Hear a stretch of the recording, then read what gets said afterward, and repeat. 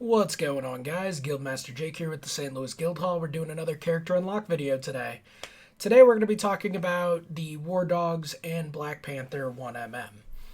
So as you can see during the event, haven't done because we're still in the middle of the month-long event. However, I figured we'd go ahead and get him knocked out, along with talking about the Nakia event, because it says you need War Dogs for, whoops, wrong thing. You need War Dogs for her heroic, but he's not listed. So that's interesting. So I don't know if he's going to be able to be used there or not. But I figured, you know what? I've got enough gold to actually do the upgrades. I'm just clicking on all kinds of random buttons right now, apparently. So I figured we'd just dive in, talk a little about Black Panther 1mm and the War Dogs. They are a war offense team. Gonna be doing a lot of clearing, positive effects, sustain with, one of the biggest pains in my butt, Shuri. And then speed bar gain, like, yeah. She can clear one of the revives now. Not the best, but you know what? It is what it is. It's still helpful. So let's go ahead and just get started with the unlock and the upgrade of Black Panther 1mm. Obviously, I only have enough shards to go 3-star because we're still in the middle of the event. I should have way more than enough to take him to 75. Yeah. Well, 5 million gold. That's fine. Alright, and then let's start the climb up the gear tier. The only thing I might run into is focus gear, because I know I'm low on it. I'm not sure how low, because I buy it every time it's in the store. So we'll see how long that goes. But we should at least get him up to, like, I don't know, 13 minimum. Hopefully higher. Like I said, it all depends on the amount of focus gear I have, because right now, after that whole armory 14 and 15 thing, only thing we're really hurting on for gold pieces is like the focus catalyst, the health catalyst, things like that. But I'm not complaining at all. Like, yeah, not at all. So let's go ahead and continue up. There's 11.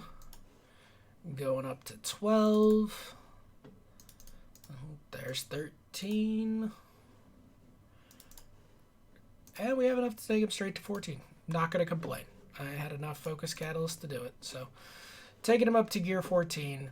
Let's go ahead and talk about his abilities and what I would recommend T4ing. His basic, I'm not going to T4 that because attack primary target for 250% piercing, apply 1 defense down up to a maximum of 5. If this character has defense up, repeat this attack, plus 50% piercing on all attacks. So adds an extra 50% piercing, so 300% piercing. I don't think I'm going to T4 that. Let's see, Shred and Rend. Let's go on, get down to the 6. All right, so there we go. All right, so for the T4 here, plus 70% piercing to primary and secondary targets, apply defense down up to a maximum of 5 to secondary targets. So he attacks the primary for 280 piercing and apply 2 defense down up to a maximum of 5. See, there's your, it's like consistency right there, up to a maximum of 5. Rebound chains to 5 for 280 piercing and apply defense down up to a maximum of 5. Counterattacks breaks this chain. If any War Dog ally has stealth, this attack can chain to stealth targets, cannot be counterattacked, and gains 500% extra focus. So the T4 there is not horrible, not the greatest, not one of the main priorities I would do personally, because I like his other abilities a bit more. And let's go ahead and talk about those here now. Come on down. All right, so copy and clear 1 positive effect, excluding taunt, from the primary target. Gain 500 extra focus for this action. Attack the primary target for 350 piercing. This attack gains 100% damage per defense down on the primary target. If this thing would work. All right, on war offense, apply 2 charge to self and all war dogs up to a maximum of 10. For each enemy with charge or revive once, apply 1 charge to self and all war dogs up to a maximum of 10. Gain death proof, deflect, evade, Primary target has Safeguard. Apply Safeguard for 2 turns to all War Dogs and self. Spread 1 positive effect excluding Safeguard, Stealth, and Taunt on self to all War Dogs. Now the T4, copy and clear 5 effects, plus 150% piercing, and then spread all positive effects. That's one of the ones I'll end up doing, because, yeah, spread all, copy 5. It's kind of brutal with what that already does. And then let's go ahead and talk about his passive. So his passive, this thing just does not want to ever work. There we go. On defense up, gain 1 offense up. When a non-summon enemy drops below 50% maximum health or is killed, if this character is charged, fill speed barb for 5% for self and all War Dogs, then lose 1 charge. On enemy turn, if this character has defense down, gain 1 charge. If that character, up to a maximum of 10. 30% armor, war offense, War Dogs all gain 30% offense. Armor, not offense, jeez.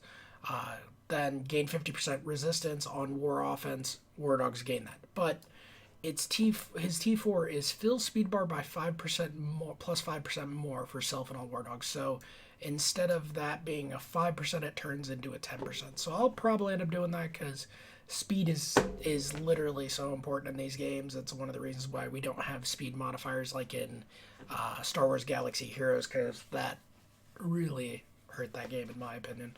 I still play it, but it really did a lot of damage. So those are what I would recommend the T4s first. It would be his passive, his ult, and then his special if you're going to go 3 in. Now let's talk about his ISOs. I don't have enough ISOs, which frustrates me, but we are going to go Striker on him, and I believe the pairing for Nakia is Skirmisher is what everyone is talking about. Kind of agree with that. But let's just go ahead and get these equipped, and we'll see what the end result of our Black Panther 1mm at 3 yellow, level 75, gear 14, with level 4 Striker ISO looks like in the end. Alright. One more. Alright, so that puts him at about 69,997. Not horrible, not great. After we put in some T4s, then he'll be up higher. Especially once I get him into blue ISO. I'm not that short on these. I need another, 28? Yeah. So he'll be done soon, and then we'll be doing that, and then we'll be talking about Nakia soon because her event actually starts today in a couple of hours. Like, it's 11:45 my time, so in about 3 hours, 14 minutes, we'll be starting the Nakia and the Nakia milestones. So get ready for that, guys, because War Dogs are going to be used for death, along with, it's all Wakandans, and also power armor. Also, we will be talking about the minion requirements on Node 1 and 2 in a video probably in the next few days. I'm still looking into how I want to do it if there's no reworks, and so I'll be making a video on that, guys, because, I enjoy chatting about this game, and I know this requirement is pretty brutal, especially because I like to go after difficulty 8 on the Scourges, because we finished Rogue's difficulty 8 recently, because I just enjoy the Scourges. They're difficult, they're fun, they're frustrating, but it's good content for the game, and I enjoy them. But anyway, guys, that's going to do it for today's video. Go ahead and give us a like, follow, and subscribe, and leave us comments on what you think of the current events going on. And for death, I know, like I said, I know it's brutal, but, we'll get through it. We always do. And keep enjoying the game like I am, guys. Till next time.